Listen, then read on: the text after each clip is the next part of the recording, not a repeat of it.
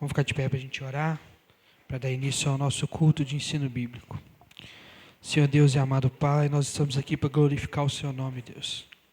Obrigado pelo dia de hoje, obrigado por esse fim de semana, Deus.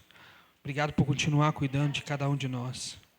Que o Senhor possa nos ensinar nessa noite, Deus, mais a Sua palavra, mais de quem o Senhor é. E que o Senhor possa continuar nos dando força para amar a Sua palavra, para amar quem o Senhor é de verdade. Tira de nós todo o engano, Deus, tudo aquilo que nos impede de nos achegarmos ao Senhor, Deus. Tira de nós o pecado, tira de nós a culpa, Deus. Coloque em nós um coração disposto a buscar o Senhor e a viver para o Senhor, Deus.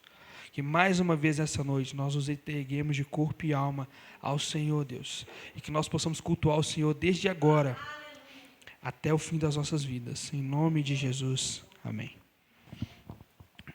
Hoje nós vamos falar sobre o livro de Cantares. Pronto. Para começar, é o último dos livros poéticos do Antigo Testamento. Ele é chamado também de Cântico dos Cânticos. E isso está em Cantares 1, versículo 1. O Cântico dos Cânticos de Salomão. Tá? O título significa literalmente que aquele cântico é o mais excelente de todos os cânticos. É a ideia de Rei dos Reis e Senhor dos Senhores. Jesus é Rei dos Reis e Senhor dos Senhores, porque Ele é o mais excelente dos reis, o mais excelente dos senhores. Tá? Sobre a autoria. Tradicionalmente, judeus e cristãos atribuem a autoria do livro de Cantares ao rei Salomão.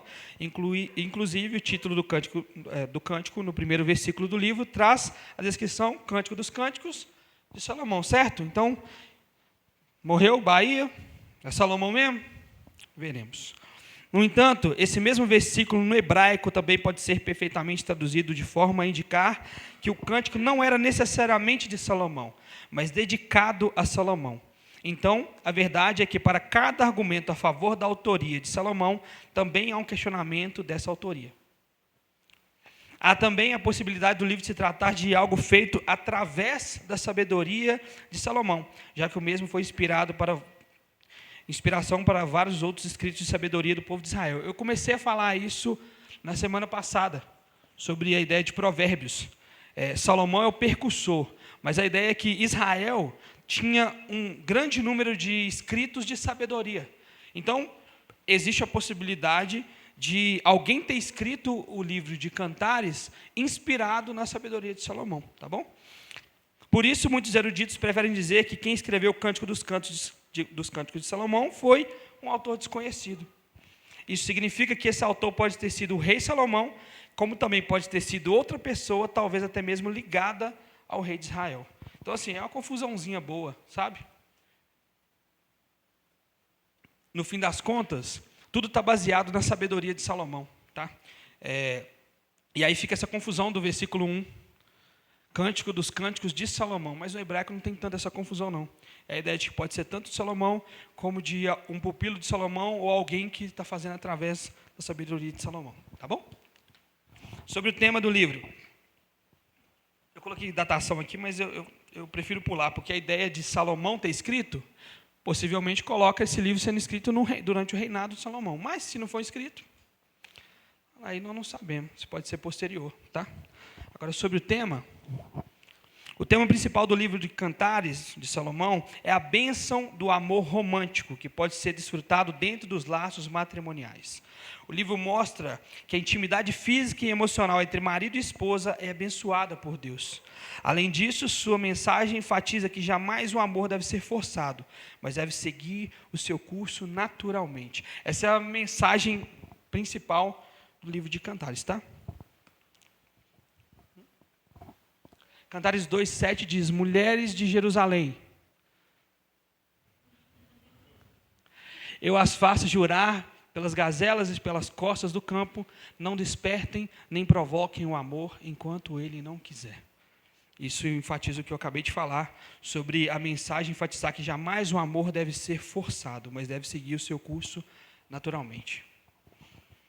O texto do livro de Cantares de Salomão é todo escrito em versos, de modo que todo o seu conteúdo é um cântico de amor. Nesse sentido, sua poesia traz versos curtos e rítmicos, e com uma linguagem que trabalha bem os sentimentos e os desejos do casal apaixonado. Se você pegar para ler o livro de Cantares, ele é uma repetição chata. Ele parece aquelas porcarias que Dani assiste, romântica. Está vendo hoje, eu estou zoando ela. Mas aqueles filmes românticos, sabe por quê? Porque é o tempo todo a mulher procurando onde está o marido, aí encontra. Aí se perde de novo. Onde é que está você? Aí acha de novo.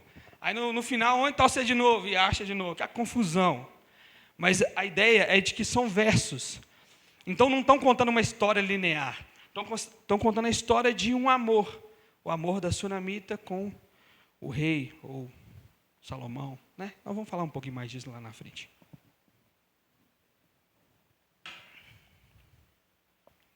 Obrigado. Apesar de a poesia do livro mencionar alguns personagens secundários, como a mãe, os irmãos, as donzelas, os guardas da cidade, sem dúvida seu foco está em dois personagens principais, a esposa e o marido. A esposa é uma jovem do campo, identificada simplesmente como Sulamita. Está em Cantares 6, se vocês puderem abrir. Cantares, capítulo 6, versículo 13. É o marido falando para a Sulamita. Volte, Sulamita, volte, para que a contemplemos. Porque vocês querem contemplar a Sulamita como na dança de Manaim? Tudo mais. Essa é a primeira vez que cita. Então, ela é representada por esse nome. É o nome dela? Sei. É uma representação de quem ela é? Não sei. A ideia é de que ela é uma moça do campo, uma jovem do campo, tá? E ela é identificada como Sulamita. Já o marido, no começo do livro, é retratado na figura de um pastor. Isso está em Cantares 7. Não, Cantares 1, 7. Aí, ó. Que diz assim: conte-me você a quem o meu coração ama, onde você faz pastar o seu rebanho e onde a faz repousar ao meio-dia. Afinal, porque eu deveria ser como uma mulher que se cobre com véu junto aos rebanhos dos seus companheiros? Então aqui a sunamita trata ele como um pastor de ovelhas, né? Mas ele também tem a figura de um rei. Isso está lá no comecinho aqui, no comecinho. 1:4, versículo 4. Que diz assim: leve-me com você, vamos depressa, leve-me, ó rei, para os seus aposentos. Estamos alegres e felizes por sua causa, celebraremos o seu amor mais do que vinho, com toda razão elas o amam. Então, é por isso que a gente tem que entender que o livro de Eclesiastes é uma poesia. Não são dois personagens fixos. Olha, esse cara é Salomão, com certeza. Essa menina é uma das mulheres que ele ama. Existe essa possibilidade, mas existe a possibilidade de ser só alguém contando uma boa história de amor. Tá bom? Em forma de poema. Tá? Um resumo do livro de Cantares. Cantares é uma coleção de poesias líricas que celebram o amor. O livro mostra que, por causa do mundo caído em que vivemos, o amor conjugal enfrenta dificuldades e obstáculos. O casal sofre hostilidade, separação, intromissão e espera, mas o amor que compartilham sobrevive enquanto segue firme para o seu clímax dentro do casamento. Desse modo, esse livro mostra que, apesar de tudo, o amor conjugal é uma bela fonte de contentamento. E aqui a gente tem que tomar muito cuidado para não transformar o livro de Eclesiastes em Romeu e Julieta. Você vê o tempo todo eles se separando e se juntando, se separando e se juntando, como se fosse uma tragédia, sabe, um amor trágico, mas esse não é o objetivo do livro de Eclesiastes. O livro de Eclesiastes tem como objetivo mostrar como o amor é algo avassalador e, ao mesmo tempo, mostrar o amor diante do Senhor, porque são duas pessoas que temem ao Senhor, tá? Romeu e Julieta é só dois retardados.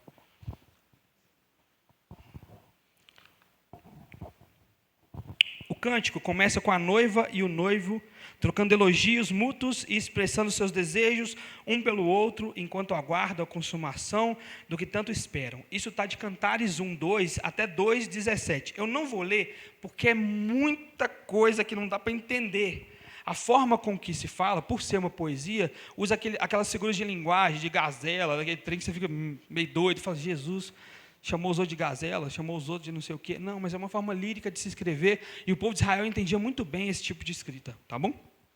Eu estou tentando encaixar aqui. Em seguida, há uma sequência de sonhos da noiva com o seu casamento e a intimidade subsequente com seu marido. Isso vai de Cantares 3:1 a 6:13. Então, nessa sessão, há a expressão da dor da decepção e do medo da perda da pessoa amada, mas também a expressão de expectativa da consumação do relacionamento entre esposa e marido e a intimidade desfrutada por eles. Cantares é um livro extremamente sexual. Extremamente sexual. E você vê isso se repetindo várias vezes. É o desejo de estar junto e o desejo de consumar isso no casamento. Tá bom?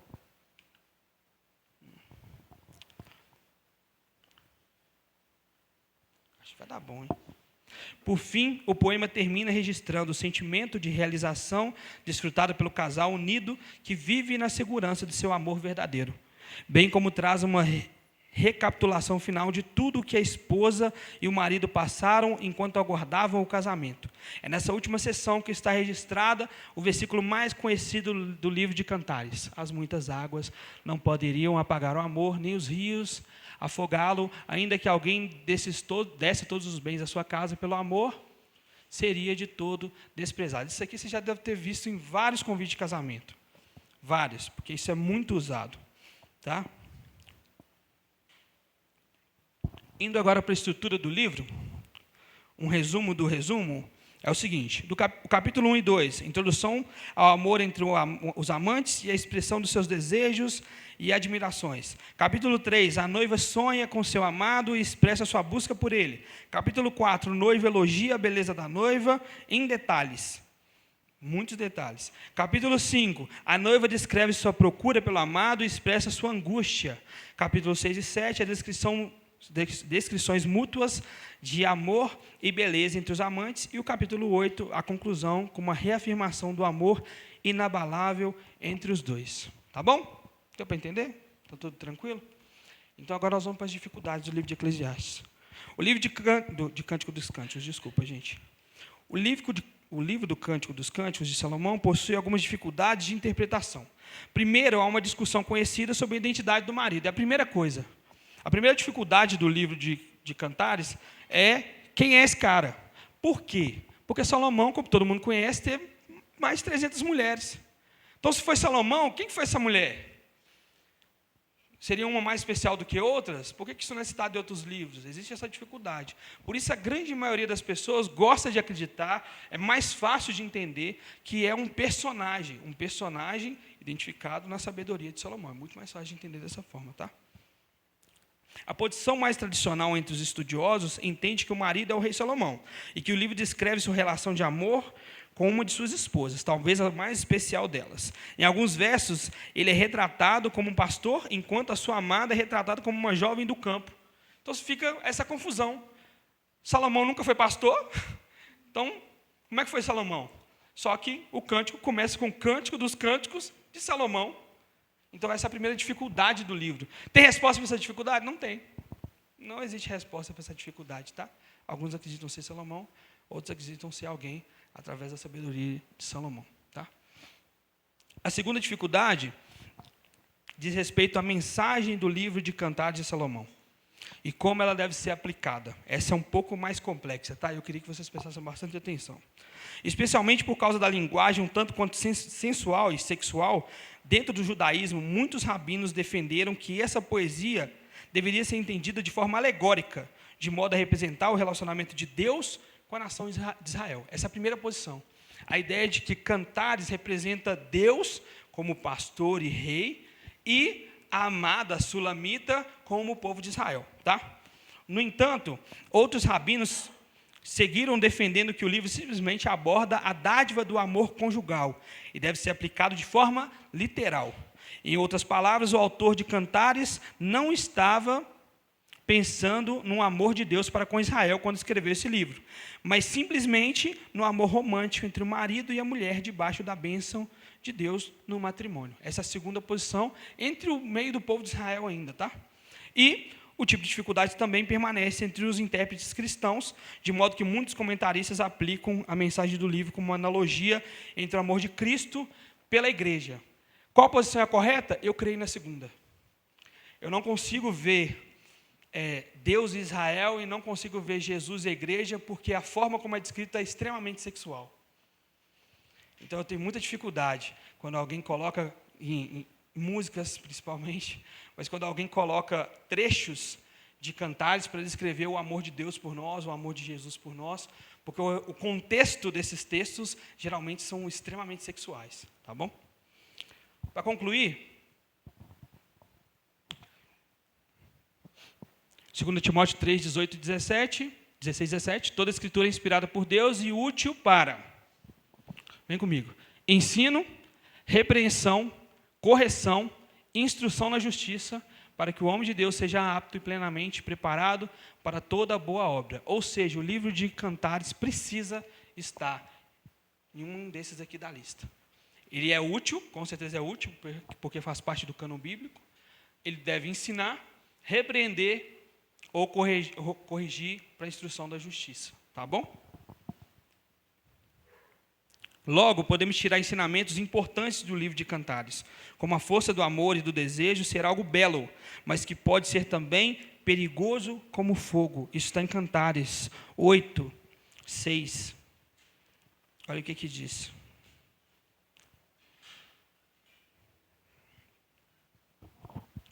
Ponha-me como um selo sobre o seu coração, como um selo sobre o seu braço, pois o amor é tão forte quanto a morte.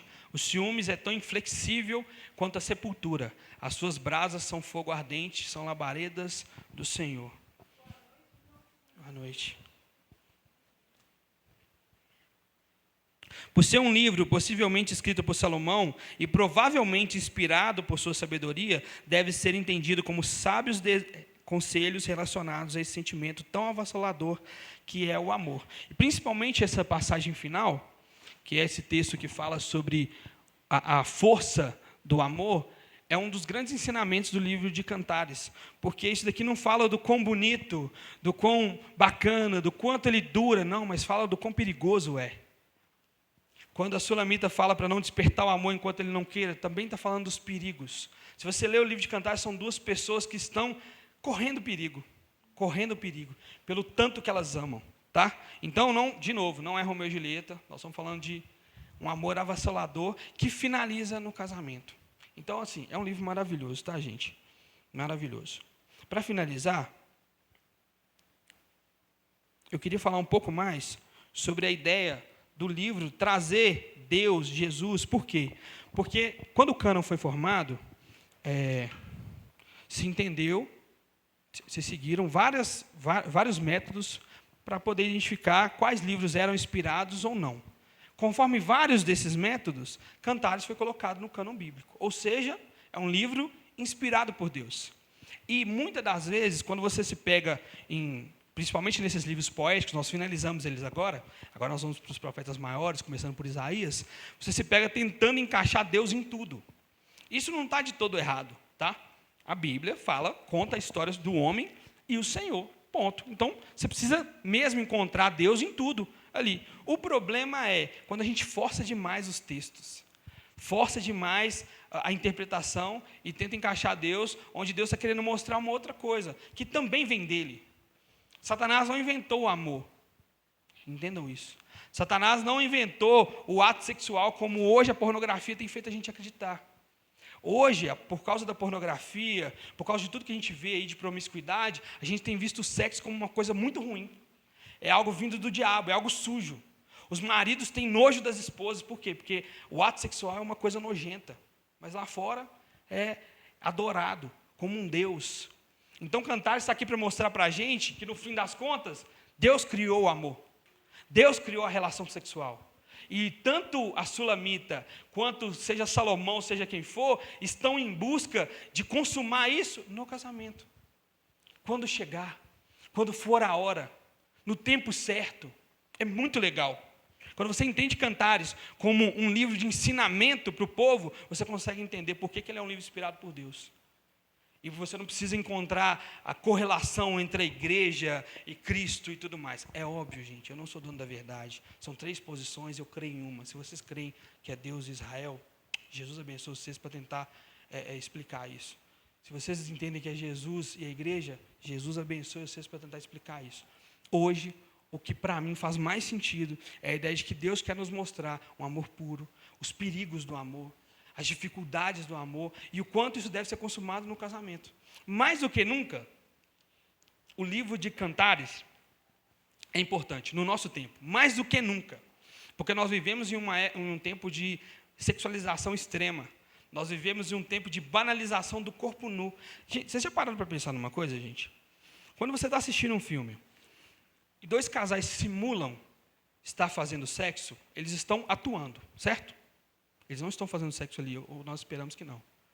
Estão fazendo sexo ali. Quando alguém encena está nu, ele está encenando? Não, ele está nu. Não tem como você encenar nudez, não. Está nu. A gente conhece a história de homens de Deus que foram amaldiçoados por ver a nudez uns dos outros. Nudez é pecado. É simples, é muito simples. A não ser em casos de doença, que o médico tem que ver, né? Sua nudez, não tem jeito. A não ser no caso de matrimônio, todo o resto é pecado. Então a gente banaliza. Por isso que eu estou falando com vocês, é banal. Nós estávamos sentados aqui agora, desceu uma moça com um carro, cantando músicas extremamente obscenas. Se banalizou. E no fim das contas, o que Satanás faz com a banalização? Transforma em algo que é dele. Se o sexo está tão banal, se o nu está tão banal, ele pertence a mim. E aí o cristão começa a rejeitar isso. A gente brinca, eu e o pastor Elza, a gente conversa, a gente brinca muito, mas um fato real é que a luta hoje é para que aqueles que não podem fazer sexo estão fazendo, e aqueles que podem fazer, que são os casados, não estão fazendo. Olha que loucura. Olha o ponto que nós chegamos. E é por isso que o livro de Cantares é tão importante para nós hoje. É Deus nos mostrando, cara, existe um caminho. Todo um caminho a ser percorrido, um caminho de cuidado, um caminho de bênçãos. No fim das contas, é uma bênção. Eu não consigo falar Salomão, não, mas o rei ou o pastor está junto da sulamita. É uma bênção que eles procuram. Eles estão ansiosos para chegar ao ápice, mas ainda é perigoso. Entende? Por não saber essa relação, a gente acaba confundindo as coisas. No fim das contas, irmãos, se nós não vivermos o pleno amor do Senhor, vivermos conforme a vontade do Senhor, nessas relações conjugais, o mundo vai distorcer elas cada vez mais. Para finalizar, eu queria contar para vocês um relato de um tio meu. Fui jogar bola esses dias e ele estava me contando que ele é porteiro de um condomínio de gente com muita condição financeira. E no condomínio dele tem 17 casais homossexuais. 17. E os casais que são heterossexuais, que têm condições de ter 10 filhos, de tanto dinheiro que eles têm, não querem ter filhos. E a resposta é sempre a mesma. O mundo está perdido. Eu não vou colocar menino no mundo, nesse mundo perdido. O meu problema é, se o mundo está perdido, por que nós não consertamos as coisas? Se numa escola com 10 meninos que não prestam, de pais que não prestam, tem 2, 3 crentes, já faz uma diferença danada. Imagine nós povoar esse mundo de crente. Sabia que o evangelismo também passa por filhos? Ter filhos. Eu tenho um ótimo exemplo disso, um amigo meu que tem uma esposa e tem 3 meninos, está indo para o 4º menino, e é um missionário excelente, maravilhoso, um homem de Deus. Por que eu estou falando tudo isso? Vocês jovens, não tenham medo de fazer a vontade de Deus. Deus quer família. Deus, Ele trabalha com família. E para nós, que já somos casados, nós precisamos entender e passar isso adiante. Eu vejo tantas pessoas reclamando do casamento, gente. Tantas pessoas falando mal do casamento. É claro que nós, como seres humanos pecadores, nós estamos invertendo as coisas muitas das vezes. Um jovem que não pode, está querendo fazer. O jovem que não devia estar nem namorando, está querendo namorar, fazer coisa de gente adulta. Enquanto isso, o adulto está querendo voltar a ser criança. Homens casados querendo voltar a ser solteiro. É uma confusão, gente. Uma confusão. Se eu começasse a falar aqui, não parava, não. Eu ia começar a falar besteira. Da raiva que dá. De tanto que Deus tem feito por nós, Deus tem mostrado para nós, e nós estamos caindo nesse lado do diabo de espiritualizar uma coisa que é carnal e carnalizar coisas que são espirituais. O casamento não é algo carnal, gente, é algo espiritual. É algo que vem de Deus, família é algo que vem de Deus. O sexo é algo que vem de Deus. E a gente não pode espiritualizar o pecado. É natural, gente, é o mundo, está acontecendo. Não está acontecendo nada não, gente. E de novo, o livro de Cantares cai como uma luva nos tempos de hoje. Uma luva. Então, não desprezem o livro de Cantares. Se para vocês, antes, por causa do argumento que eu dei, o livro de Cantares pareça menos inspirado, agora vocês entendem que é mais do que inspirado por Deus. O amor é inspirado por Deus. A conjunção carnal é inspirada por Deus. Tá bom?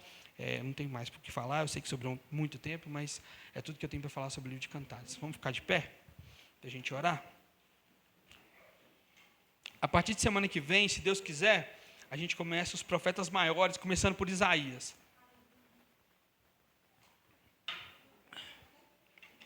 Nós finalizamos, então, os livros poéticos da Bíblia, tá?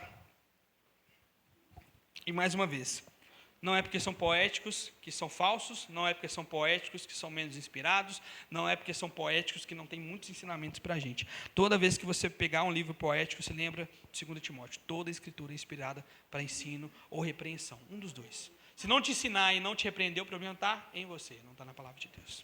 Amém? Jesus, nós estamos aqui para agradecer o seu nome. Muito obrigado, Deus. Obrigado pelo dia de hoje, obrigado pelo seu amor, pelo seu carinho, pela sua paz, Deus. Muito obrigado por estar nos ensinando a sua palavra, Jesus. Que nós possamos criar cada vez mais amor por ela. Que nós precisamos viver através dela.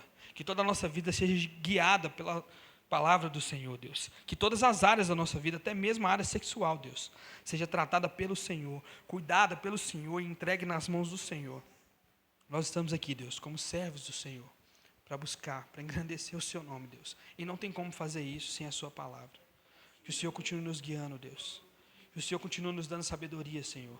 E que o Senhor continue, Deus, fazendo com que a gente viva cada vez mais debaixo da sua palavra. Em nome de Jesus, amém. Tem um lanche lá em cima, gente.